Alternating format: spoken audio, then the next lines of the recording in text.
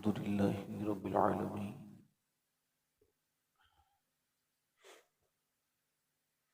والصلاة والسلام على أشرف الأنبياء والمرسلين أما بعد فأعوذ بالله من الشيطان الرجيم بسم الله الرحمن الرحيم لقد كان لكم في رسول الله أسوة حسنة صدق الله العظيم کیا بات رضا اس چمنستان کرم کی، زہرا ہے کلی جس میں حسین اور حسن پھول، تیری سرکار میں لاتا ہے رضا اس کو شفیع، تیری سرکار میں لاتا ہے رضا اس کو شفیع، جو میرا غوث ہے اور لاڈلا بیٹا تیرا۔ آئیے محبت کے ساتھ بارگاہ رسالت میں محبت سے درود پاک کا نذرانہ عقیدت پیش کریں۔ پڑھیے اللہم صلی علی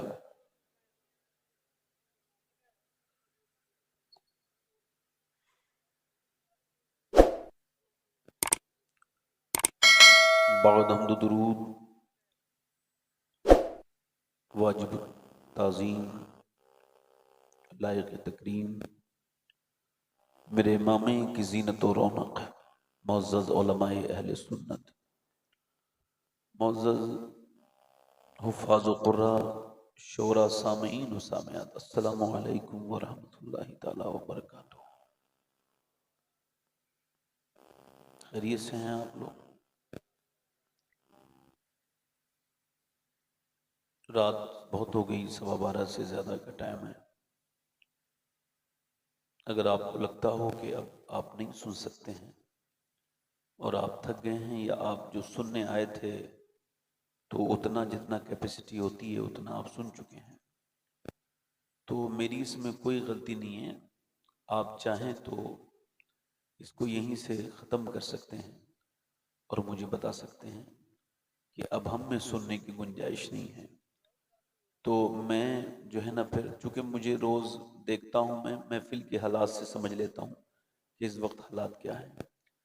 تقریباً پیچھے کے لوگ سارے جا چکے ہیں اور لوگ تھک گئے ہیں اور رات زیادہ ہو گئی ہے۔ میں تو اس دن کے انتظار میں ہوں، اللہ تعالیٰ اپنی مہربانی کرے جس دن یہ جلد سے مختصر ہو، جب یہ جلدی ختم ہو جایا کرے، میں اس دعا میں لگا ہوا ہوں۔ تو خیر، معذرت کے ساتھ مجھ سے پہلے آپ نے بڑی اچھی نعت خوانی سماعت کی، شاعر اسلام جناب حافظ و قاری عظمت رضا بہادر پوری صاحب قبلہ سے، اور اس محفل میں سرپرست جلسہ کی حیثیت سے حضرت سید حسان میاں صاحب المعروف حسان ملت تشریف رکھتے ہیں، تھوڑی دیر میں آئیں گے، ممبر شریف کو زینت بخشیں گے۔ تو میں یہ اس وجہ سے عرض کر رہا ہوں کہ آپ اگر تھکے ہوں واقعی میں تو ایسا کوئی بری بات نہیں ہے، تو آپ کہیں، چونکہ میں تقریر کروں اور پھر مجھے لگے کہ آپ پہ بوجھل لگ رہا ہے، اور پھر مجھے بھی لگے کہ یار میری باتیں تو اتنی بوجھل نہیں تھیں، لوگوں کو بوجھل لگ رہی تھی، تو میں اندر سے کڑنے لگوں اور آپ بھی اندر سے کڑنے لگیں۔ بھئی دیکھیں، یہ جو تقریر ایسے شائستگی میں کی جاتی ہے، بڑا شائستہ ماحول ہو، سامعین ہوں، تو بندہ بولنے والا بول پاتا ہے، ورنہ ایسی سماعتیں ہوں کہ تھک گئی ہوں، ریاض زیادہ ہو گئی ہو، تو پھر تو بولنے والا جو بولنے آتا ہے وہی بھول جاتا ہے۔ جب ناظم صاحب بڑی اچھی نظامت کر رہے تھے، میں ناظموں کی بڑی رسپیکٹ کرتا ہوں، ان کا ضرب بہت وسیع ہوتا ہے، یہ جانتے ہیں بندہ کسی لائق نہیں، پھر بھی اس کی تعریف کر دیتے ہیں، محبت ان کی ہوتی ہے ماشاءاللہ۔ مگر جب ناظم لوگ، پبلک جا رہی ہوتی ہے اور یہ لوگ شعر پڑھ رہے ہوتے ہیں، تو مجھ کو عجیب سی فیلنگ آتی ہے کہ لوگ تو جا رہے ہیں اور یہ اپنی شاعری کا قتل کروا رہے ہیں یہاں پر، کہ یہ سنیں کہ بھئی کوئی سننے والا ہو تو سنایا جائے، خیر، تو آپ کا کیا خیال ہے؟ ممبر پہ سے جو لوگ، جن حضرات علماء کو جانا ہو، ان سے گزارش کرتا ہوں کہ آپ تشریف لے جائیں، اور تھک گئے ہوں گے بیٹھے ہوئے. میں تو فارغ انسان ہوں، مجھے کوئی کام نہیں، رات میں ہی مجھے تقریر کرنی ہوتی ہے. تو آپ میں سے جس کو بھی جانا ہو وہ چلے جائیں. بیچ میں سے کوئی صاحب اٹھیں گے تو ہو سکتا ہے مجھے تکلیف ہو جائے، فطرت ہے، اور میں کچھ کہہ دوں، کوئی میرا بھروسہ نہیں بھائی، میرا حق ہے، میں کچھ کہہ بھی سکتا ہوں.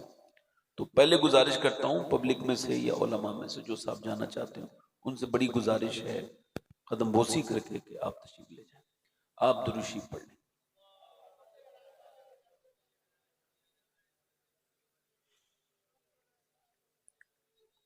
میں نے آپ سے پوچھا ابھی کی خیریت ہے، تو آپ میں سے کچھ لوگوں نے تو الحمدللہ کہا اور کچھ نے نہیں کہا.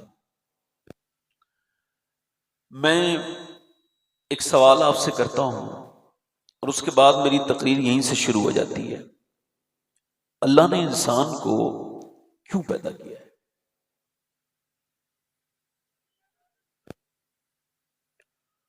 سونے کے لیے، کھانے کے لیے؟ جن صاحب کو جانا ہو جلدی سے چلے جائیے، ذرا جلدی سے، مہربانی کیجیے ذرا، اللہ رسول کا واسطہ ہے، جلدی چلے جائیے. جن صاحب کو بھی حاجت ہو جلدی چلے جائیے. بیچ میں سے آپ اٹھیں گے تو میں بھول جاؤں گا تقریر. آپ جائیں، مہربانی کریں. جسے بھی جانا ہو چلے جائیں، کوئی مسئلہ نہیں، مجھے کوئی تکلیف نہیں.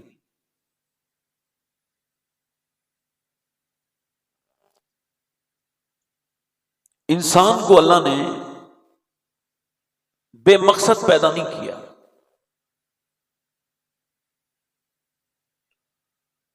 یہ دنیا کی سب سے بڑی کھوج ہے، سب سے بڑی ڈسکوری ہے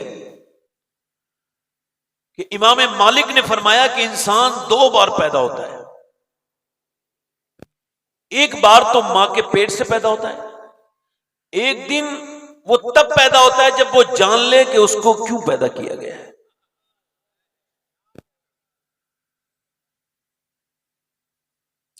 یعنی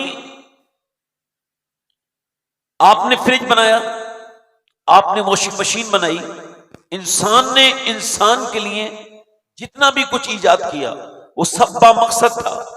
آپ کا پلین سواری کے لیے ہے، آپ کی گاڑی سواری کے لیے ہے، آپ کی واشنگ مشین کپڑے دھونے کے لیے ہے، آپ کا فریج کھانے کو محفوظ رکھنے کے لیے، پانی ٹھنڈا کرنے کے لیے ہے. آپ نے جو بھی اپنے لیے بنایا، انسان نے تو سب بے مقصد نہیں بنایا، با مقصد بنایا. تو کیا اللہ نے انسان جیسی خوبصورت مخلوق کو بے مقصد پیدا کیا؟ صرف کھانے کے لیے تو جانور بہت ہیں، صرف پینے کے لیے تو جانور بہت ہیں، صرف سونے کے لیے تو جانور بہت ہیں. آپ یاد رکھیں، اگر صرف کمانے کے لیے تو کفار نے بڑی کمائیاں کی ہیں، آپ سے اور مجھ سے زیادہ ان پر پیسے ہیں. کیوں پیدا کیا؟ اللہ فرماتا ہے میں نے انسان کو پرکھنے کے لیے پیدا کیا،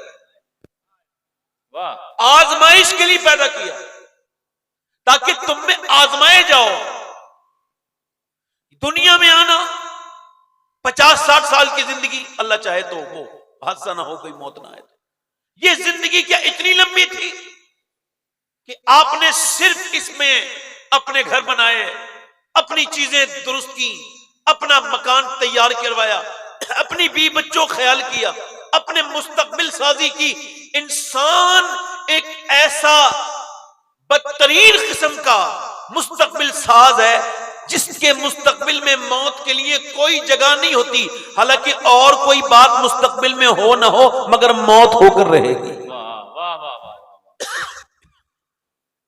موت آ کر رہے گی، مگر انسان نے اس طرف نہیں سوچا، انسان نے اس طرف غور نہیں کیا. انسان ایسی اپنی زندگی کو گزارتا رہا. آپ جب فجر کی وقت ہے، نیند بہت تیز ہے، بھائی اب تھوڑا مائک ٹھیک کر دیں، اس کا ایکو کم کریں، اس کا ٹریبل بڑھائیں،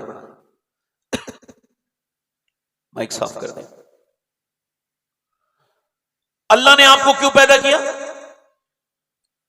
آزمائش کے لیے، پرکھنے کے لیے کہ آپ میں سے کون نیک عمل کرتا ہے اور کون اس کو بھول جاتا ہے.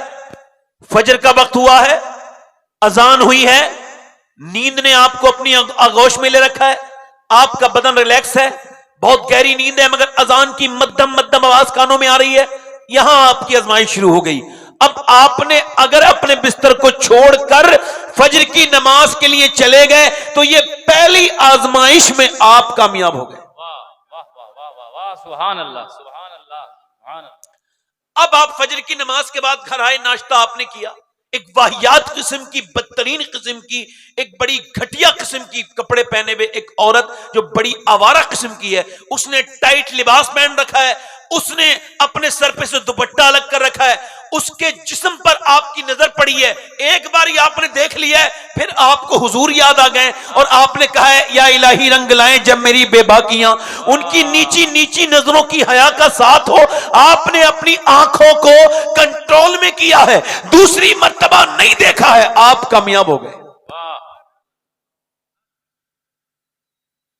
یہ دوسری آپ کی کامیابی. ابھی آپ گھر میں آئے ہیں, امی نے سختی سے کچھ کہا ہے, آپ نے اس کو برداشت کر لیا ہے. میری مائی تو ہے, میرے شیخ محی الدین عبد القادر جیلانی غوث العظم ارشاد فرماتے ہیں اگر ماں باپ کو ماں باپ سمجھ کے احترام کرو گے تو نہ کر پاؤ گے. عرض کی حضور اگر ماں باپ سمجھ کے نہ احترام کریں تو پھر کیا سمجھیں؟ فرمایا اللہ اور اس کے رسول کا حکم سمجھو. تم اس حکم کے غلام ہو, چاہے ماں کا اخلاق کیسا بھی صحیح, مگر تم اس کے غلام ہو.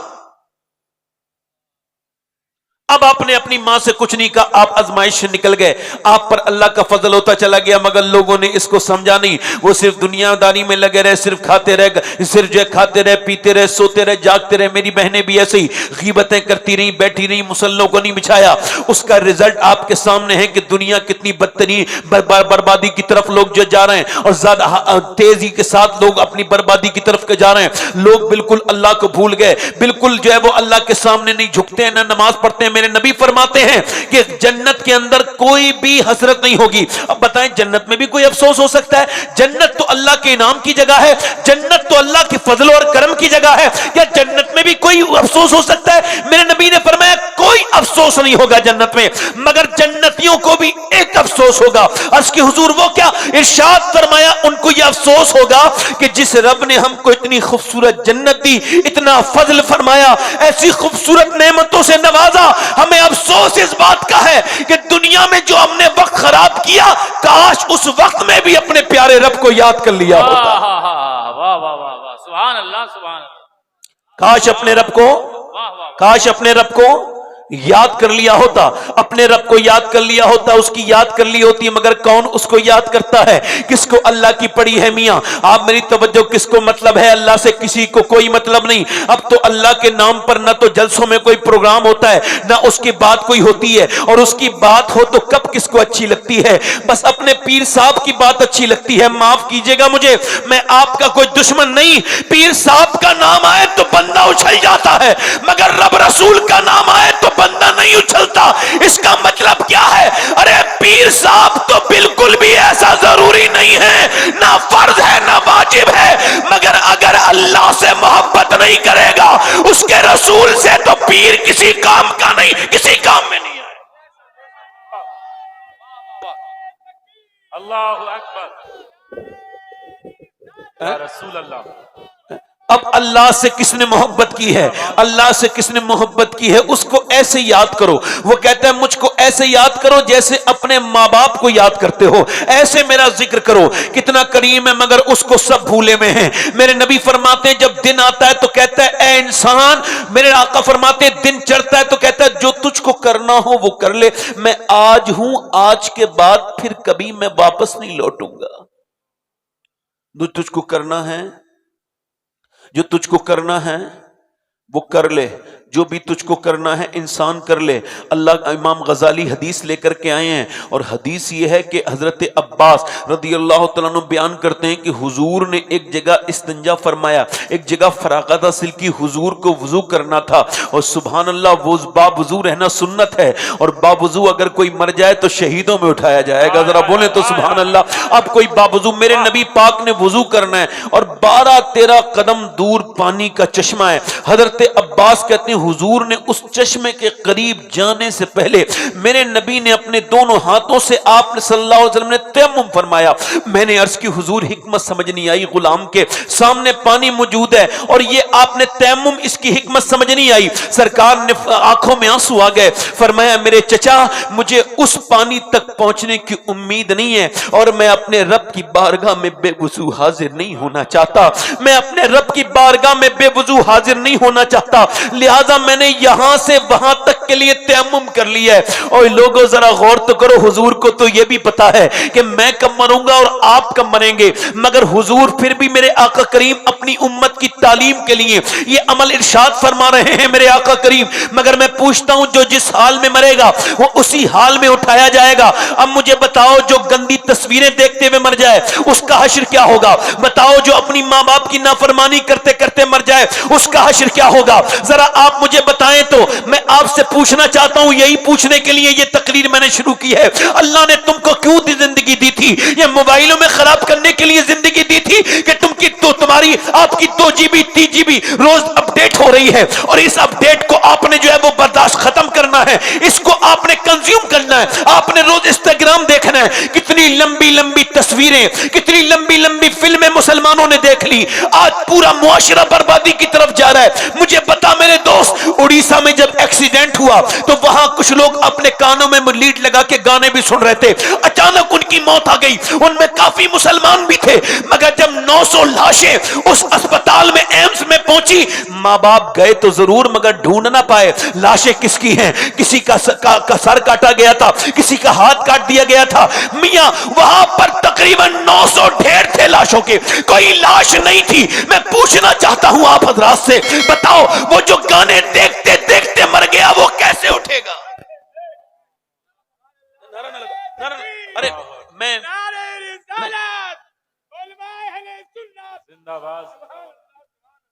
مجھے آپ یہ نہ سمجھے کہ میں کوئی پریشان ہو رہا ہوں. بھائی پھینکے نا میرے اوپر پیسے آپ, نہیں محبت آپ کی, آپ آئے, آپ کی جو میں خادم ہوں, آپ کا نوکر ہوں, مگر آپ تھوڑا سا ادب رکھیں, دل لگا کے بولیں سبحان اللہ. میں آپ سے کیا عرض کر رہا تھا کہ زندگی کتنی مختصر ہے. مجھے کشمیر کے ایک آدمی نے ٹیلی فون کیا, کہا ہم آپ کی تاریخ چاہتے ہیں. میں نے کہا میرے پاس اس مہینے میں کوئی تاریخ نہیں. کہنے لگے ایک صاحب ان سے بات کر لیجئے. تو اس کا نام سلیم تھا. وہ مجھ سے بولا کہ مجھے کینسر ہے اور میں مرنے والا ہوں اور مرنے سے پہلے ایک تقریر آپ کی سننے کی میری خواہش ہے. میں نے کہا ٹھیک ہے. میں گیا, میں جب پہنچا تو اس کا نام سلیم تھا, اس نے میرے کہنے پر داڑھی رکھائی تھی. میں اس کے روم میں گیا, اب میں نے پوچھا کیا حال ہے سلیم بھائی؟ کہنے لگے اللہ کا بڑا شکر ہے. میں نے کہا میں نے سنا ہے کہ آپ کو کینسر ہے. کہنے لگے سنا نہیں ہے, مجھے لکھا پڑا کینسر ہے, مگر کینسر پہ ہی اللہ کا شکر ہے. میں نے کہا کینسر پہ کون شکر ادا کرتا ہے, کیا مطلب؟ کہنے لگے ذرا غور تو کریں, کتنوں کو اٹیک سے موت آ جاتی ہے, کتنوں کو جو ایکسیڈنٹ میں مر جاتے ہیں, کتنے کسی صورت میں مر جاتے ہیں, مگر میں اپنے رب کا بڑا شکر گزار ہوں کہ ڈاکٹر نے مجھے 2 مہینے پہلے بتا دیا کہ تو مرنے والا ہے. کہنے لگے میں نے بغیر کینسر کے بھی نماز پڑھی تھی اور کینسر کے ساتھ بھی پڑھی. وہ کہتا ہے کینسر والا سجدہ وہ ان سارے سجدوں پر مجھ کو بھاری لگتا ہے. میں جب سر سجدے میں رکھتا ہوں تو میری آنکھیں ڈبڈبانے لگتی ہیں اور میں اپنے رب کی بارگاہ میں عرض کرتا ہوں مالک لے تھوڑے دن ہی تو رہ گئے, میں بہت گنہگار ہوں, مجھے معاف کر دے, مجھ پر فضل فرما دے. کہنے لگا ہاں مگر اللہ اکبر ذرا غور تو کریں, توجہ. کہنے لگا سید صاحب بڑا اللہ کا شکر ہے. اور آپ ذرا غور تو کریں, ایک اپنے پڑوسی ملک میں ایک لڑکا گانے کا بڑا اچھا ماہر تھا. اس نے 16 سال کی عمر میں گانا گایا اور گانا گاتے گاتے اتنا کامیاب ہوا کہ اس نے ایک مرسڈیز جیت لی. اس نے ایک سنگنگ کمپٹیشن ویریفائی کیا, اس نے ایک مرسڈیز جیتی, پھر دوسرا سنگنگ کمپٹیشن اس نے جیتا, پھر تیسرا گانے کا مقابلہ جیتا, یہاں تک کہ دنیا میں مشہور ہو گیا. اسے ورلڈ میں ورلڈ ٹور کیا. اس نے 19 سال کی عمر میں ڈالر میں پیسہ کمایا. اتنی دولت, شہرت, عزت, اس کی جھوٹی عزت, اور اس کے بعد اس نے ایک مکان خریدا, دوسرا مکان خریدا, پیچھے نوکر اور چاکر چل رہے ہیں, مگر اس کے باوجود ذرا غور کریں 19 سال کی عمر میں شادی, 22 سال کی عمر میں گانا گاتے گاتے گر گیا. اس کا چیک اپ ہوا تو پتا چلا اس کے دونوں گردے فیل ہیں. اب وہ ڈائلیسس پہ آ گیا. اور ڈائلیسس کیا ہے, کبھی آپ نے غور کیا ڈائلیسس کیا ہے؟ آپ نے کبھی سوچا؟ یہ ڈائلیسس ہوتا ہے ہفتے میں ایک مرتبہ، جس کے گردے کام نہیں کرتے اس کا پورا خون نکالنے کے بعد پھر اس کے اندر ڈالا جاتا ہے، اس کا جو ہے وہ اس کے اندر ڈالا جاتا ہے۔ یہ پروسیس ایک ہفتے میں ہوتا ہے، یعنی مہینے میں 4 بار ہوتا ہے، اور 4 بار جس اذیت سے گزرتا ہے مریض، میں نے اپنی آنکھوں سے ملاقاتیں کی ہیں۔ اب تو کون جاتا ہے بیمار کو دیکھنے، مگر جایا کرو۔ میں نے کئی لوگوں کو دیکھا ہے کہ وہ جب ان کے گردے خراب ہو گئے، آپ میں سے کوئی ایسا ہے جس نے اپنی زندگی میں ایک بار سجدہ کر کے کہا ہو اے اللہ تیرا شکر ہے 2 رکعت نماز پڑھ رہا ہوں کہ میرے گردے ٹھیک ہیں؟ ورنہ تم گردوں کے مریض کو جا کے دیکھو، کتنوں کے گردے اچانک فیل ہو جاتے ہیں۔ میرے دوست، یہ جو تکبر لیے پھر رہے ہو میں اور آپ، یہ ڈاکٹر کی ایک رپورٹ کے محتاج ہے۔ ایک رپورٹ اس نے لکھ دی نا، سارا ہکا بکا ہو رہ جاتا ہے انسان، ساری اکڑ اس کی نکل جاتی ہے۔ خیر ذرا غور تو کریں آپ، ہسپتالوں میں جا کے دیکھیں کیسے کیسے لوگ ڈائلیسس پر ہیں، کیسے کیسے کینسر کے قریب ہو گئے ہیں۔ اللہ اکبر، اس کا ڈائلیسس ہوا، ایک گھر بکا، دوسرا گھر بکا، بڑا مہنگا پروسیس ہے یہ ڈائلیسس کا۔ ایک گھر بکا، دوسرا، اس کے بھائی نے اس کو اپنا گردہ دے دیا، مگر وہ بھی ٹرانسپلانٹ اس کا ٹھیک سے نہ ہو پایا، انفیکشن ہو گیا۔ خیر اس کی طبیعت بگڑ گئی، اس کے پاس پیسہ ختم ہوا، جب ڈائلیسس کے لیے اس نے بھیک مانگی، کل تک لوگوں کا ٹیلی فون نہیں اٹھاتا تھا، کل تک شہرت پہ اسے بڑا تکبر تھا، مگر آج اس کا کوئی فون اٹھانے کے لیے تیار نہیں۔ جس دنیا سے دل لگایا تھا اس نے اس کو آج چھوڑ دیا۔ اب ذرا غور تو کریں، بالکل مرنے کے قریب چلا گیا، جب چہرہ بالکل کالا ہو گیا۔ جوان لڑکا تھا، جب گاتا تھا تو اس پہ لوگ عاشق ہوتے تھے، اپنا دل دنیا اس پر فدا کرتی تھی، مگر آج چہرہ کالا ہو گیا۔ آج جب مرنے کے قریب ہے تو رو رہا ہے۔ بی بی نے پوچھا روتے کیوں ہو؟ کہ بیگم میرے بعد تو بیوہ ہو جائے گی، مگر مجھے تو زندگی میں تو بیوہ نظر آ رہی ہے، اور اپنے بچوں کو یتیم دیکھ رہا ہوں۔ کون میرے بچوں کا؟ اچھا ایک بزرگ نے میرا ہاتھ ایک دن پکڑا تھا، مجھ کو خبر نہیں وہ کون تھا، کہاں ملا تھا۔ اس نے مجھ سے کہا تھا، میں تقریر شکر پہ کر کے آ رہا تھا، اس نے مجھ سے کہا تھا، ایک راستے میں مل کے اس نے میرا ہاتھ پکڑا، پھر وہ مجھے ملا نہیں کبھی۔ اس نے مجھ سے کہا ایسا کرو مولانا صاحب، سید صاحب، اگر آپ کے ابھی تک آپ زندہ ہیں تو شکر ادا کریں۔ میں نے کہا کیا مطلب؟ کہنے لگا اگر آپ مر گئے ہوتے تو آپ کے بچوں کا بولو کیا حال ہوتا۔ آپ اپنے بچوں پر ابھی تک بیٹھے ہیں، بچے کسی کے محتاج نہیں، کسی کے در پہ نہیں جا رہے، ان کی فیسیں بھی جمع ہو رہی ہیں۔ دیکھو جن کے باپ مر گئے ان کے بچوں کا کیا حال ہے۔ نعمتوں کا ادراک لاؤ میرے دوست، اللہ کے سامنے جھکنا سیکھو۔ یہ دنیا تمہاری نہیں ہے، اس کے سامنے جھکنا سیکھو۔ وہ رونے لگا، کہنے لگا میری دنیا نے آج ساتھ چھوڑ دیا بیگم، مگر میں رو کے ایک بات کہہ رہا ہوں تجھ سے، یاد رکھنا اللہ نے مجھے آواز دی تو میں نے لوگوں کے لیے گانے گائے، مگر برا وقت آیا لوگوں نے چھوڑ دیا۔ سوچ رہا ہوں جتنے گانے گائے تھے، اگر اتنا میں نے اپنے نبی کی نعتیں پڑھی ہوتی تو میرا یہ حال نہ ہوتا۔ نعرہ تکبیر، نعرہ رسالت، پیغام اسلام، عظمت اسلام، فیضان شہنشاہ بغداد۔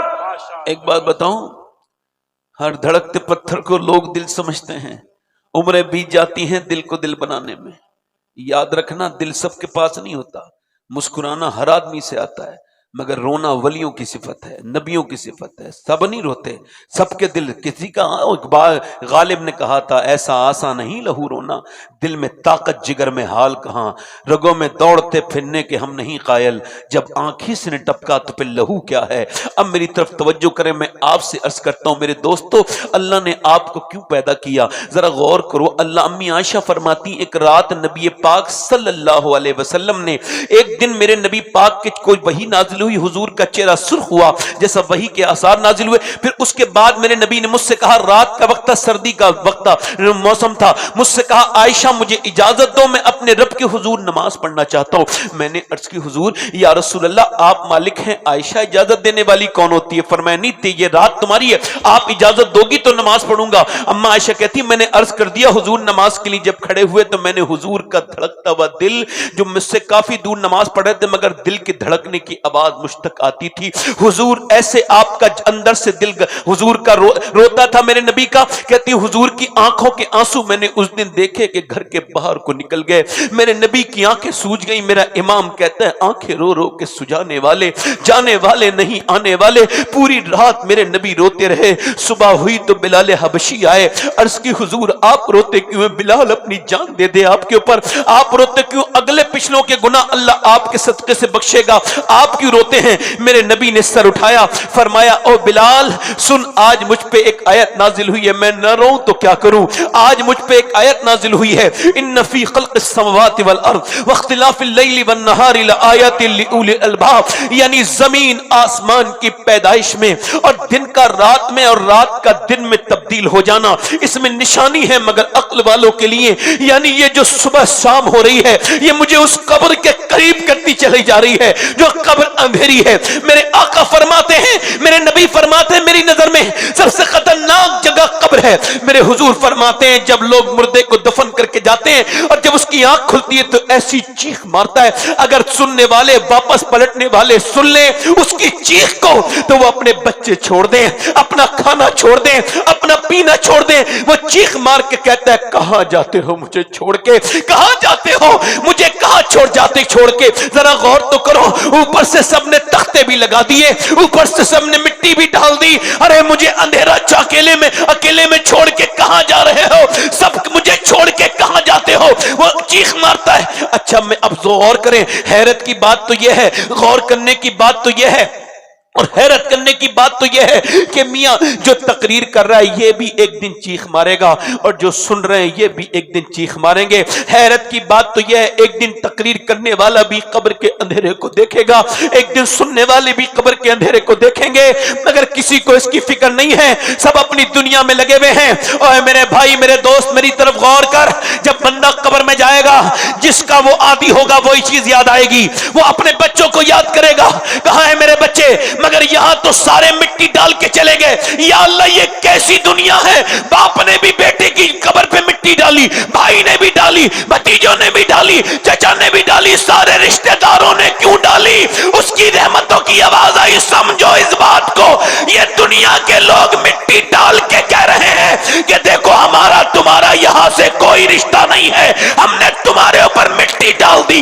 जिसके लिए अल्लाह को छोड़ा था वो मिट्टी डाल के चले गए। तेरी बीबी की शादी की बातें होने लगी, तेरे बच्चे कब्र की तरफ पलट के नहीं आते। ओ मेरे दोस्त, तुझको कब्रिस्तान नजर नहीं आते। अब जरा गौर तो कर मेरे भाई कि कब्र के बाहर वो रह गए, मगर जो दुनियादार होगा, जो दुनिया से मोहब्बत करेगा, वो कहेगा मेरी बीबी कहां है? वो फरिश्ते कहेंगे या बीबी का कोई काम नहीं, मेरे बच्चे कहां हैं? या बच्चे नहीं है, मेरी वो चीजें कहां है? जिसकी आदत होगी वही चीज याद होगी। अब वो अपनी चीजों को याद करेगा। मेरी बहन, मेरा भाई, कोई कहेगा मेरे बच्चे, कब्र में आंख खोल के कितनी हसरत का वो दिन होगा कि मैं और आप जब कब्र के अंदर होंगे, मगर याद रखो कब्र के अंदर सब छोड़ के चले जाएंगे।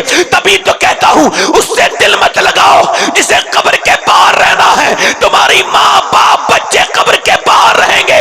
अब तुम कहोगे बाप नहीं है, माँ नहीं है, बच्चे नहीं है, कोई नहीं है। कब्र में फरिश्ते कहेंगे या किसी का काम नहीं, मगर अगर तुमने आमना के लाल से मोहब्बत की होगी और कब्र में जाके कहोगे मेरे नबी कहां है? फरिश्ते कहेंगे इन्हें पहचानते हो? कहा ये तो मेरे नबी हैं, मेरे मुस्तफा जाने रहमत है, मेरे सरकार हैं, इनके बारे में क्या कहते थे? कहा इनके तो मैं याद कर कर के रोता था, इनके लिए तो मैं तड़पता था, इनके लिए तो मैं यही दुरूद पढ़ता था।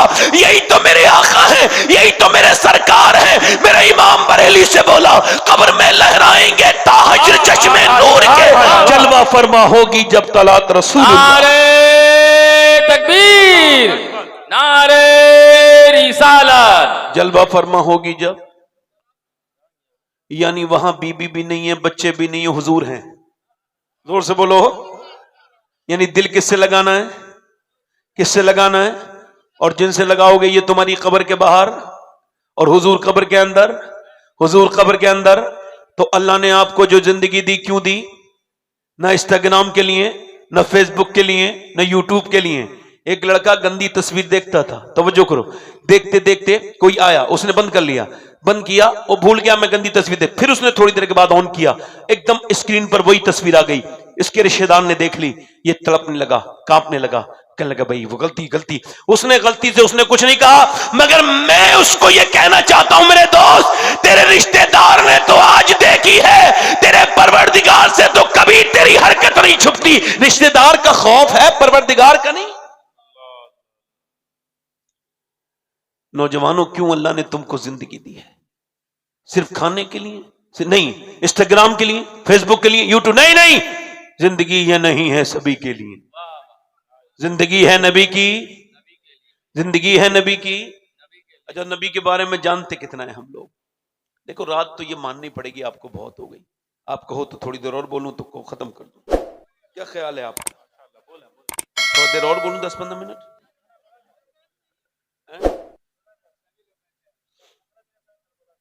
ابھی 1 گھنٹہ خطاب ہو سکتا ہے حضور.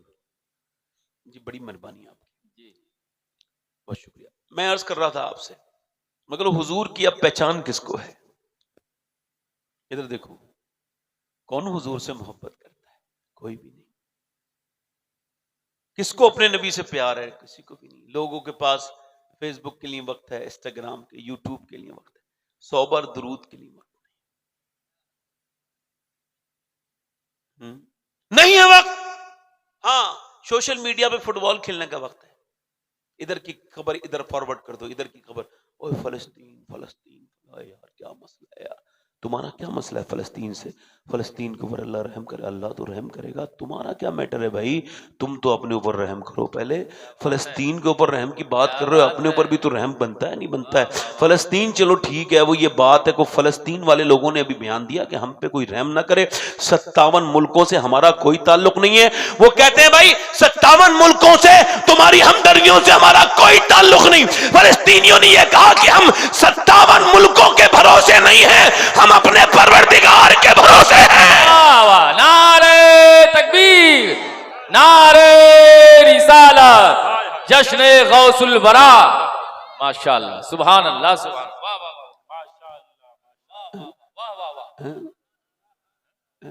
ذرا غور تو کریں آپ, ہم لوگ کتنے اچھے ہیں, اپنے بیٹے کی شادی میں جہیز لے رہے ہیں, اور فلسطین کے لوگوں کی بڑی فکر ہے.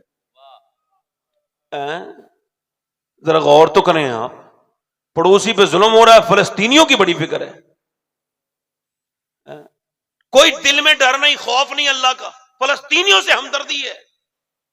ایک کیمپین چل گیا بھائی, کوئی نئی خبر مل جائے بس سوشل میڈیا والوں کو وہ 6-7 دن اسے خوب گھسیٹیں گے, پھر کوئی نہیں مل جائے گی, پھر کوئی نہیں مل جائے گی. کہتے صاحب وہ کہتے ہیں صاحب وہ ہندوستان کے حالات بڑے خراب ہیں. میں نے کہا آپ, ایک صاحب کہہ رہے تھے ہندوستان کے حالات خراب ہیں, میں نے کہا آپ نے خراب کیے؟ بولے نہیں. میں نے کہا آپ ٹھیک کر سکتے ہیں؟ بولے وہ بھی نہیں کر سکتے. میں نے جو کر سکتے ہو وہ کرو نا بھائی, جو کر سکتے ہو وہ کرو. تم کیا کر سکتے ہو بتاؤں؟ فلسطین کے لیے رونا بند کریں میرے بھائی, آنکھیں کھولیں. نبی نے تم کو ایک ایسا طریقہ دیا ہے, صرف 10 دن اس پہ عمل کر لے پورا ہندوستان. اس کے بعد دیکھے کہ جب تم عید کے دن نماز پڑھتے ہو تو پوری ملک کی پولیس پریشان, پرشاسن پریشان کہ مسلمان عید کے دن نماز کے لیے نکلیں گے. تیاری کئی مہینے پہلے سے ہونے لگتی ہے. ارے ایک دن نماز پڑھتے تو یہ حال ہے, اگر 5 وقت پڑھ لی تو بولو کیا حال. ہائے ہائے ہائے ہائے ہائے, واہ واہ واہ واہ, نعرہ تکبیر, نعرہ رسالت, عظمت اسلام, پیغام اسلام, مذہب اسلام, حضرت علامہ سید شواہت میاں صاحب قبلہ. ماشاءاللہ ماشاءاللہ. ایک یہودی نے کہا تھا کہ مسلمان یہ رونا روتے ہیں, یہ یہودی نے کہا تھا کہ میں نہیں مانتا مسلمان بولے خطرے میں. بولے انہیں تو ان کے نبی نے جو نظام نماز والا دیا اتنا مضبوط نظام ہے. وہ کہتا ہے جس دن فجر کے برابر نمازی, جس دن جمعے کے برابر نمازی فجر کی نماز میں جانے لگے, اس دن مسلمانوں کے حالات بدل جائیں گے. مسلمانوں کے حالات, مسلمانوں کے حالات بدل جائیں جائیں گے. اچھا مسلمانوں کے حالات بدلیں گے تو تب جب وہ کچھ سوچیں گے, اس بات کو غور کریں گے. اچھا میری بات عرض کر دیں, حضور اقدس صلی اللہ علیہ وسلم کی زندگی کو اپنی زندگی میں لے کر کے آئیں. حضور کی زندگی بہترین نمونہ عمل ہے. اچھا ذرا غور کریں آپ, ذرا تھوڑا سا ابھی ہلکا سا میں آپ کو سامنے حضور اللہ کے رسول صلی اللہ علیہ وسلم کے بچپن کی تھوڑی سی جھلک, اس وجہ سے کہ برکت آپ کو مل جائے. میری بہنیں بیٹھی ہیں, میرے بھائی بیٹھے ہیں اور سارے لوگ بیٹھے ہیں. میری بہنوں کے دل میں اگر کوئی دعا ہو تو اللہ سے مانگ لیں. اللہ حضور کا جب میلاد کا ذکر ہوتا ہے تو دعائیں قبول کرتا ہے. میں حضور کا میلاد یعنی سیدہ آمنہ کا ذکر کر رہا ہوں, سیدہ آمنہ کی بات کر رہا ہوں. سیدہ آمنہ کی میں آپ کے سامنے بات کرنے چلا ہوں, ذرا غور کریں میری بات, میری طرف توجہ کریں. ویسے تو آپ کا بھی دل ہے, میرا بھی دل ہے, یہودی کا بھی دل ہے, نصرانی کا بھی دل ہے, بدھسٹ کا بھی دل ہے, جینی کا بھی دل ہے. ذرا غور کریں, پوری دنیا میں سارے لوگوں کا دل ہے, بغیر دل کے کوئی ہے ہی نہیں. مگر میرا امام بریلی کے اعلیٰ حضرت کسی کے دل کو دل ماننے کے لیے تیار نہیں. نہ یہودی کے دل کو دل مانے, نہ نصرانی بدھسٹ اور نہ جینی کے دل کو دل مانے, نہ مسلمان کے دل کو دل مانے. تو پوچھا اعلیٰ حضرت پھر کس کا دل ہے؟ فرماتے دل ہے وہ دل جو تیری یاد سے معمور رہا, سر ہے وہ سر جو تیرے قدموں پہ قربان ہے. بولو تو صحیح, بولو تو صحیح. میں کچھ نہیں کہوں گا, ممبر سے لوگ اتر کے جا رہے ہیں, میں کیوں کہوں گا؟ ابھی ہم مرضی ہے نا, آپ تشریف لے جائیے, کام ہوگا جائیے. میں تو فارغ آدمی ہوں, ذرا زور سے بولیں سبحان اللہ, دل لگا کے بولیں. بھائی میں کیسے روک سکتا ہوں بتاؤ؟ کوئی مجھ کو رائٹ ہے ان کو روکنے کا؟ ناظم ہیں, نظامت کرنے والے ہیں, ماشاءاللہ تھک گئے ہیں, شروع سے بیٹھے. اگر یہ نہیں جائیں گے یہ بتائیے تو آگے کا کام کیسے چلے گا؟ آپ میری طرف توجہ کریں, غور کریں سبحان اللہ. دل لگ رہا ہے نہیں لگ رہا ہے آپ کا؟ اور دل لگا کے بولو, حضور آنے والے ہیں, زور سے بولو. کون آنے والے ہیں بولو. یا ایک بات بتاؤ, آپ اپنے دل پہ ہاتھ رکھ کے بتانا, آپ نے بڑے لوگوں کی باتیں سنی ہوں گی, مگر یہ بتاؤ جب میرے حضور کی بات ہوتی ہے جو دل میں ٹھنڈ پڑتی ہے کسی اور کی بات سے پڑتی ہے؟ میری بہنیں اتنی تعداد میں بیٹھی ہیں, بڑے دھیان سے سنیں. سیدہ آمنہ, زور سے بولے سبحان اللہ. میرا امام کہتا ہے صبح طیبہ میں ہی بڑھتا ہے باڑا نور کا. یہ قصیدہ نور کا مطلب ہے.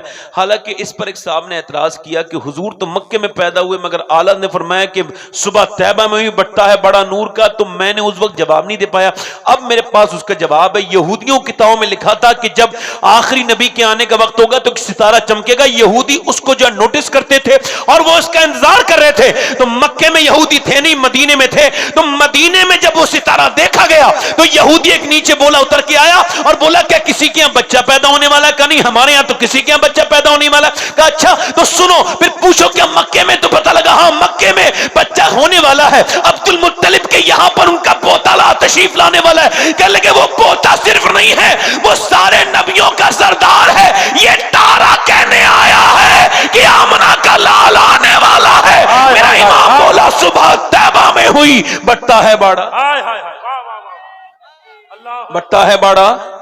جلدی بولو, بٹتا ہے باڑا, بٹتا ہے باڑا, بٹتا ہے باڑا نور کا. صدقہ لینے نور کا آیا ہے تارا نور کا. اچھا حضور کی سرکار دو عالم صلی اللہ علیہ وسلم کی جو دائی ہیں ان کا نام ہے سیدہ شفا. لیڈی ڈاکٹر جو ہے نا وہ کہتی ہے, شفا عبد الرحمن ابن عوف کی والدہ کہتی ہے بچہ جب پیدا ہوتا ہے تو پہلے گندگی باہر آتی ہے, گند باہر آتی ہے. وہ 9 مہینے کی رکی ہوئی گندگی ماں کی باہر آتی ہے. پھر جب بچہ باہر آتا ہے تو گندگی بدبو آتی ہے, اور بدبو کے بعد بچے کی ناف کاٹی جاتی ہے. اس کے چہرے پہ بال ہوتے ہیں, ان کو جو چھٹایا جاتا ہے, صاف کیا جاتا ہے, نہلایا جاتا ہے. اتنے پروسیس کے بعد ماں کی گود میں دیا جاتا ہے. وہ کہتی ہے میں جب آمنہ کے گھر گئی اور میں نے کہا تمہارے گھر چراغ نہیں جلا, تو ان کا میرے گھر میں میرا شوہر نہیں ہے اور تیل نہیں ہے میرے پاس. کہ اب ذرا غور کرو, اللہ کو یہ کیسے, میرے رب کی رحمت کیسے گوارا کرے کہ حضور تشریف لائیں اور اندھیرے میں تشریف لائیں, چراغ میں تیل ہی تو نہیں ہے. مگر وہ شفا کہتی ہے جیسے ہی میں ان کے گھر میں گئی اور نبی کے آنے کا وقت ہوا تو جب اور بچے آتے تھے ماں کے پیٹ سے باہر تو پہلے بدبو آتی تھی گندگی,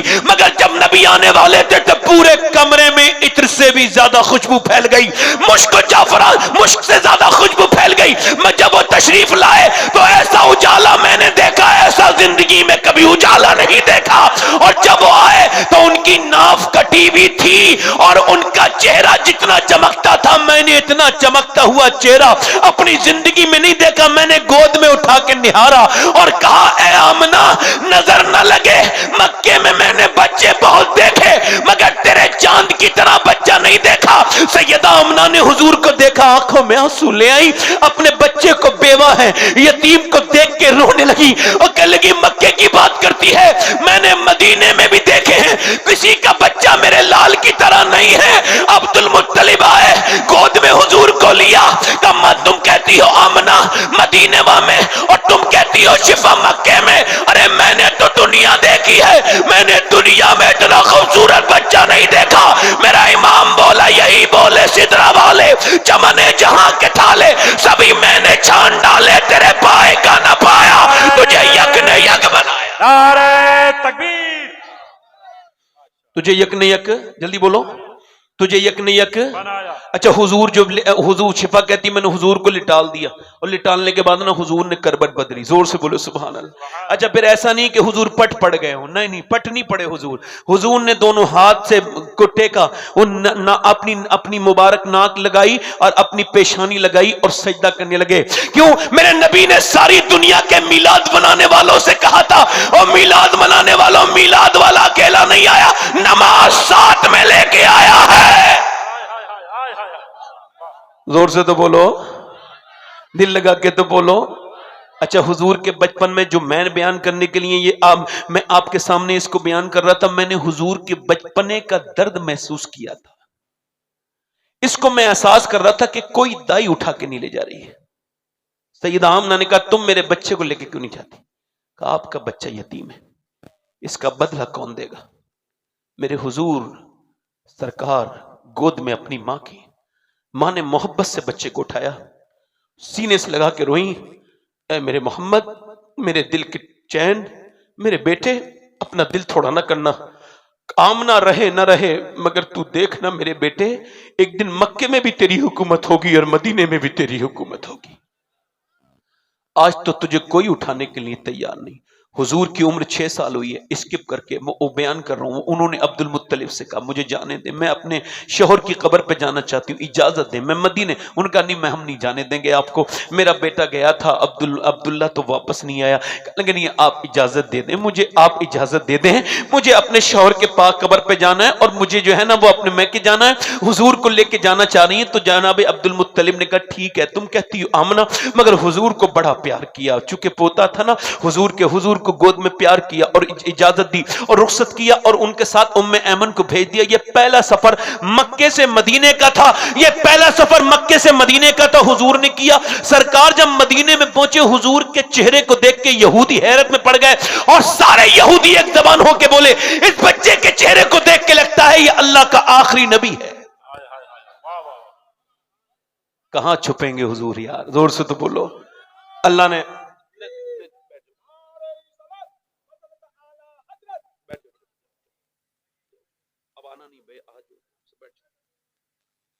بیٹے طرف مجھے بات کرنے دو. حضور کہاں چھپیں گے؟ سبحان اللہ. اچھا ادھر دیکھو, حضور جب چلتے ہیں نا تو پتھر سلام کرتے ہیں. زور سے بولو سبحان اللہ. الصلاۃ والسلام علیکم, پیڑ سلام کرتے ہیں. اور یہ کچھ لوگ کہتے ہیں ہماری طرح نبی ہیں, اور تمہیں تو تمہاری بیوی سلام نہیں کرتی, تم کہتے ہو بھائی حضور ہماری طرح. معاذ اللہ, کیسی بدتمیزی کرتے ہو. بچوں کو یہی سکھاؤ گے اپنے, تمہارے جس نبی کا کلمہ پڑھتے ہو ہماری طرح ہے, یہ سکھا کے جاؤ گے اپنے بچوں کو؟ اپنی طرح سے کون محبت کرتا ہے؟ اپنے سے اعلیٰ سے محبت کرتا ہے, اپنے سے بڑے سے محبت کرتا ہے. اور تمہاری تو اوقات کیا ہے؟ تم کون ہو؟ تم اگر یہ کہو گے میرے نبی یوسف علیہ السلام کی طرح ہے, تب بھی ہم نہیں مانیں گے, چونکہ ہمارا عقیدہ یہ ہے خلق سے اولیاء, اولیاء سے رسول, اور رسولوں سے اعلیٰ ہمارا نبی. زور سے بولو ذرا, دل لگا کے بولو ذرا. رات میں تقریر کرنا بڑا مشکل ہے, مگر پھر بھی زور سے بولے سبحان اللہ. اللہ چاہے تو کچھ بھی مشکل نہیں, زور سے بولے سبحان اللہ, دل لگا کے بولیں. حضور کو, اچھا دیکھیں آپ, حضور کو پہچان لیا یہودیوں نے, کہا یہ بچہ. اچھا حضور تو حضور ہے. ایک مرتبہ عمر بن خطاب, حضرت عمر فاروق اعظم, سب کہہ دو رضی اللہ تعالیٰ عنہ, حضرت عمر فاروق اعظم جو ہے وہ گئے ہیں اور وہ سفر کر رہے ہیں. ان کی 19-20 سال کی عمر ہے, ملک شام گئے اور بازار میں کسی جھگڑا ہو گیا. جھگڑا جب ہوا اس نے کچھ الٹی سیدھی بات کہہ دی, حضرت عمر نے اس کے منہ پہ مکہ مارا, وہ مر گیا. اب اپنے مکے کو دیکھیں کبھی اس کو دیکھیں، یار ایک ایک گھوسا مارا تھا، یہ مر کیسے گیا؟ مگر پھر حضرت عمر کو وہاں سے فرار کرنا پڑا، بھاگنا پڑا، چونکہ لوگ پیچھے آ رہے تھے، مگر کون عمر کو پکڑتا؟ حضرت عمر کی پھرتی لاجواب، آپ دوڑے دوڑے دوڑے دوڑے، آپ نے جو ہے جلد بازی میں آپ ایک گرجا کے اندر گھس گئے۔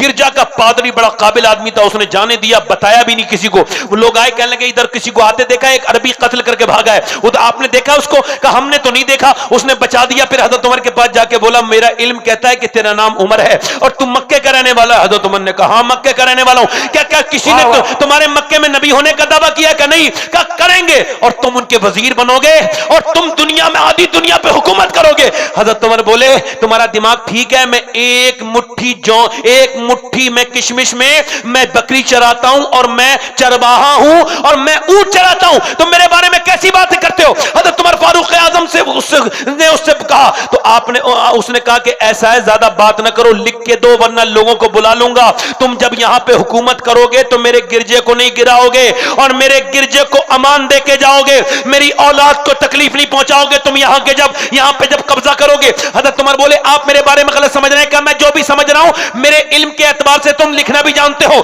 لو لکھ کے دو۔ حضرت عمر نے اپنی جان بچانے کے لیے لکھ دیا کیونکہ اور کوئی راستہ نہیں تھا، مگر آپ بھول گئے۔ مگر جب قیصر و کسریٰ پر اسلامی جھنڈے لہرائے تو حضرت عمر کو بات یاد آئی اور فرمایا فلاں گرجا کو کوئی گرانا نہیں، اسے کسی کو پریشان مت کرنا۔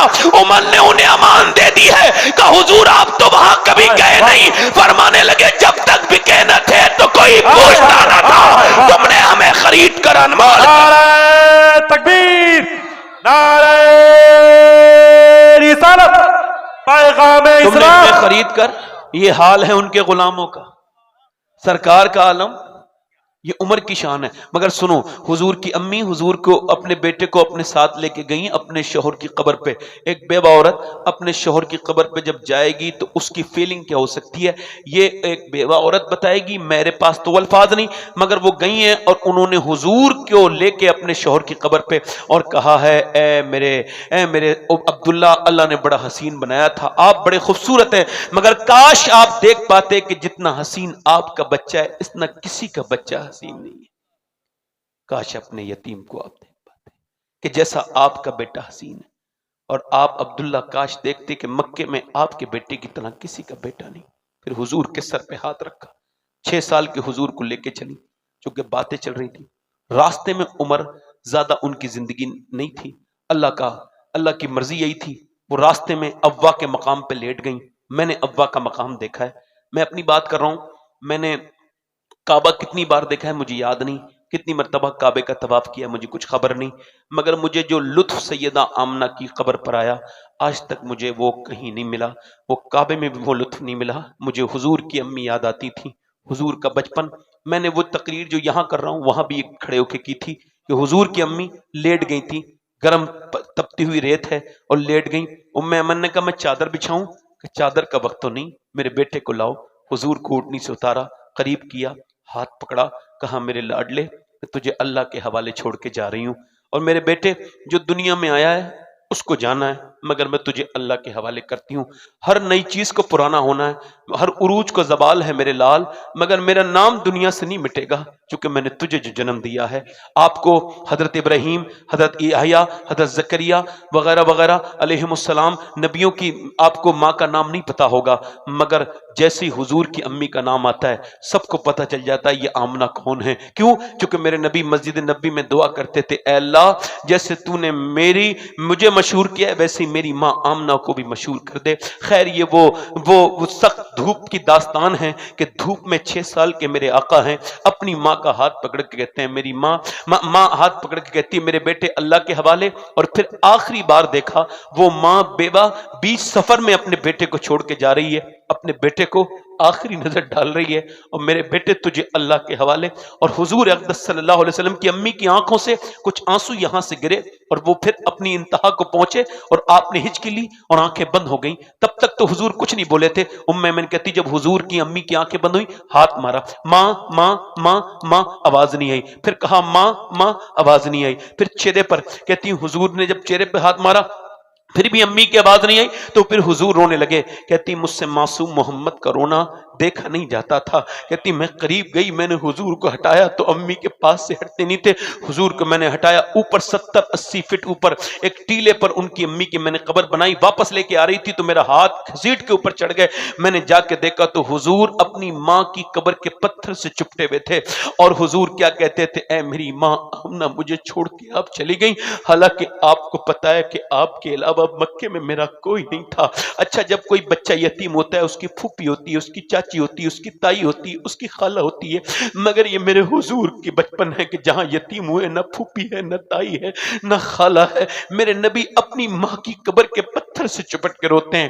اللہ اکبر. حضرت سیدنا عمر فاروق اعظم فرماتے ہیں 70,000 صحابہ کے ساتھ تقریباً مکے سے مدینے کا سفر کر مدینے سے مکے میں حج کے لیے جا رہے تھے. حضور ایک ٹیلے کے اوپر چڑھے, دونوں پاؤں اوپر رکھے اور اپنے پاؤں کے اندر اپنا سر رکھا اور حضور رونے لگے. کہتے ہیں میں قریب گیا, سارے صحابہ رو رہے ہیں. حضور آپ کا رونا, حضور آپ کے صحابہ سب روتے ہیں, کیوں روتے ہیں؟ عمر اپنی جان دے دے گا, آپ کی آنکھوں میں آنسو نہیں آنے دے گا, کیوں روتے ہیں؟ حضور نے چہرہ اٹھایا, آنکھیں سوجی بھی تھی, پر میں دیکھتا نہیں میری ماں آمنہ کی قبر آ گئی ہے. عمر میں جب یہاں پہ 6 سال کا تھا جب میری ماں یہاں مجھے چھوڑ کے گئی تھی, آج 61 سال کی عمر میں میرے نبی اپنی ماں کی قبر کے قریب بیٹھ کے رو رہے ہیں. ایک صاحب کی امی کا انتقال ہوا تو انہوں نے مجھے فون کیا, اس کے بچوں نے کہا ابا کو سمجھائیے, وہ 60-70 سال کے لوگ آدمی رو رہے تھے. میں نے پوچھا آپ بھائی جان کیوں روتے ہیں؟ آپ کی امی تو ماشاءاللہ کبھی بزرگ تھیں اور آپ خود بزرگ ہیں, پوتے پوتی والے. کہنے لگے سب ہیں سید صاحب, گھر میں چاچا پھوپا خالہ دادا کہنے والا, مگر وہ جو ماں کہہ کے بیٹا کہہ کے پکارتی تھی وہ چلی گئی, وہ جو سر پہ ہاتھ رکھ دیا کرتی تھی وہ چلی گئی. میرے نبی پاک صلی اللہ علیہ وسلم نے فرمایا عمر دیکھتے نہیں میری ماں آمنہ کی قبر آ گئی ہے. مکہ فتح ہوا, حضور کی آنکھوں میں آنسو, کالا امامہ بنا ہوا. حضرت ابوبکر آگے بڑھے, یا رسول اللہ آج مکے کی فتح کا دن ہے, آج کیوں روتے ہیں؟ فرمایا دیکھ وہ جبلی ابی قبیس کے نیچے میری ماں آمنہ کا گھر ہے. میں سوچتا ہوں کاش کاش کاش میری ماں آمنہ ہوتی تو آج اپنے بیٹے کے اس جاہ و جلال کو دیکھ لیتی. آج میری ماں آمنہ ہوتی. آج مائیں ہیں تو وہ ذلیل ہو گئی ہیں, گھر میں ہیں تو ان کی کوئی عزت نہیں ہے, کل مر جائیں گی تو لوگ ڈرامے کرتے ہیں, ان کی ٹھنڈی قبر کی مٹی پہ جا کے روتے ہیں. کیا فائدہ ہے, جیتے جی تم نے ستایا اور بعد مرنے کے باپ کی قبر پہ رونے سے کیا فائدہ ہوگا؟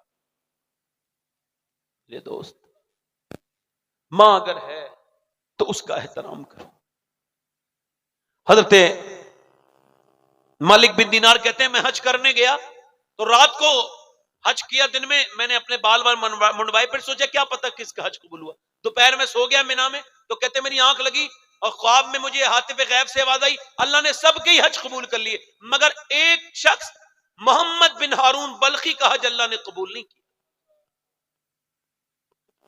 کہتے ہیں میں نے ٹو میں لگ گیا ڈھونڈنے کدھر میں, اب وہ ایسے ہی ہوتا ہے نظام, یہ انڈیا کے لوگ پاکستان کے, یہ فلاں جگہ کے, تو کہتے ہیں میں نے ڈھونڈا بلخی, کہ لگا وہ پہاڑ کی قوم ہے, ادھر بست میں پہاڑ کے وہ ہیں, ادھر ان کی اس طرف میں. کہتے ہیں میں وہاں گیا اور میں نے جا کر کے نا, اللہ اکبر, کہتے ہیں میں نے جا کر کے نا کہا کہ یہاں پر محمد بن ہارون بلخی کو جانتے ہو؟ الگ وہ نماز پڑھ رہا ہے, وہ جو سب سے زیادہ نفل پڑھتا ہے, سب سے زیادہ نیک, سارا اللہ کے نام پہ لٹا چکا ہے, بہت مالدار تھا, وہی ہے, اس کا نام محمد بن ہارون ہے.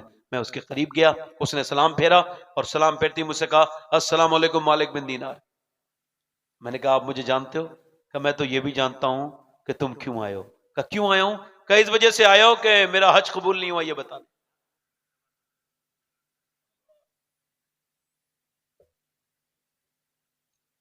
میں کبھی کبھی اقبال کے شعر کو سوچتا ہوں کہ پھول کی پتی سے کٹ سکتا ہے ہیرے کا جگر, مرد نادا پر کلام نرم و نازک بے اثر.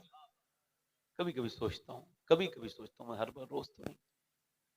توجہ کرو, وہ کیا لگا تو آپ مجھے بتانے آئے ہو نا میرا حج قبول نہیں ہوا. کہ تم کو کیسے پتا؟ کہ 24 سال ہو گئے مجھے 24واں حج کیا ہے. میں اپنے گھر سے چلتا ہوں, احرام باندھتا ہوں, پہنچتا ہوں حرم کو دیکھ کے روتا ہوں. پہلے لوگ حرم کو دیکھ کے روتے تھے, اب تصویر کھینچتے ہیں, سیلفی لیتے ہیں, اب جو نمائش کرتے ہیں. پہلے روتے تھے لوگ. کہتا میں پہنچتا ہوں حرم میں, روتا ہوں کعبے کو دیکھ کے, خوب کہاں آ گیا, حیرت سے خود کو کبھی دیکھتا ہوں اور دیکھتا ہوں کبھی میں حرم کو, لایا کہاں مجھ کو میرا مقدر. اللہ اکبر اللہ اکبر. یاد آ گئیں جب اپنی خطائیں, اشکوں میں ڈھلنے لگی التجائیں, رویا غلاف کعبہ پکڑ کر. اللہ اکبر. کہتا خوب روتا ہوں, کہتا ہوں مالک معاف کر دے. پھر استلام کرتا ہوں حجر اسود کو, چومتا ہوں اور پھر اس کے بعد میں طواف شروع کرتا ہوں. رکن یمانی، رکن عراقی، رکن شامی پر میں دعائیں مانگتا ہوں. میں ملتزم پر دعا مانگتا ہوں، میں حتیم میں دعا مانگتا ہوں، اور اس کے بعد میں جو ہے وہ اپنا طواف پورا کر کے میں وہاں پر نماز پڑھتا ہوں مقام ابراہیم پر. پھر عمرہ کرتا ہوں. عمرہ کرنے کے بعد پھر میں احرام باندھتا ہوں 8ویں ذی الحجہ کو. میں حج کے احرام باندھ کے منا جاتا ہوں. منا میں پورے دن رہتا ہوں، رات رہتا ہوں. صبح فجر کے وقت میں پہنچتا ہوں عرفات میں، جہاں بغیر زیب و بغیر ننگے سر دعا مانگنا سنت ہے. پورے دن ایسی دعائیں مانگتا ہوں کہ بے ہوش ہو کے گر جاتا ہوں دھوپ سے. خوب دعا مانگتا ہوں. آپ تو حضور کو آپ بیٹھے ہو گئے، آپ کو بڑا لگ رہا ہوگا، بہت دیر بیٹھ گئے. حضرت ابو ہریرہ کہتے ہیں کہ جب حضور نے آخری حج کیا نا تو دونوں ہاتھ اٹھا کے دعا مانگی امت کے لیے. اور دعا مانگتے مانگتے پھر حضور نے اپنے ہاتھ اپنے سینے پہ لگائے، اور حضور نے کتنی تقریباً 6 گھنٹے دعا مانگی دھوپ میں، ایسے کر کے اپنے ہاتھ اس سے لگا لیے روتے روتے، اور اس امت کے لیے دعا مانگی. تو وہ کہتا ہے میں عرفات میں دعا مانگتا ہوں، پھر میں وہاں سے شام میں مزدلفہ جاتا ہوں، مغرب اور عشاء ملا کے پڑھتا ہوں. پھر پوری رات کھلے آسمان میں رہتا ہوں. پھر اس کے بعد منا چلا جاتا ہوں. منا سے رمی کرنے جاتا ہوں، جمرات پر کنکری مارتا ہوں شیطان کے کنکری مارنے کے بعد پھر میں کعبے جاتا ہوں، کعبے کا طواف کرتا ہوں، صحیح کرتا ہوں. صحیح کرنے کے بعد آ کر کے قربانی کر کے بال منڈواتا ہوں. اور جب میں نماز پڑھ رہا ہوتا ہوں کپڑے پہن کے تو نفل، تو کوئی اللہ کا ولی آتا ہے، کہتا ہے تیرا حج قبول نہیں ہوا. کیوں کہ میں اپنی ماں کا گستاخ ہوں. میری ماں ناراض ہو کے مر گئی مجھ سے. کیا ہوا تھا کہ میں شراب پیتا تھا، دوستوں میں بگڑ گیا تھا. شراب پی کے رمضان کے مہینے میں امی کے پاس آیا، روٹی بنا رہی تھی بیٹھ کے تندور پہ. میں نے کہا امی بھوک لگی ہے کچھ دے دے. اس نے پلٹ کے مجھ سے کہا شرم نہیں آتی تجھے؟ رمضان میں شراب پیتا ہے، روزہ نہیں رکھتا ہے، اور روزے داروں کو پریشان کرنے کے لیے آتا ہے. کہتے مجھے غصہ آ گیا، تیش آ گیا. میں نے اپنی ماں کے زور سے زناٹے دار ہاتھ مارا. کہتے اتنی زور سے میری ماں کمزور تھی، وہ لڑک کے نیچے گر گئی، اور ایسی نیچے گری کہ تندور میں جھلسنے لگی. اس کی چیخیں نکلنے لگی، ایسی چیخیں نکلی کہ میں شراب کے نشے میں دودھ گر گیا. مجھے لوگوں نے گھسیٹ کے کمرے بند کر دیا. چیخوں کی آواز سنتا رہا. پھر جب سویا، اور جب میری دیکھو بھائی پیچھے لوگ اسٹیج پہ بات کر رہے ہیں، لوگ آواز آ رہی، مجھے گزارش کر رہا ہوں آپ سے، اللہ رسول کا واسطہ دے رہا ہوں آپ کو.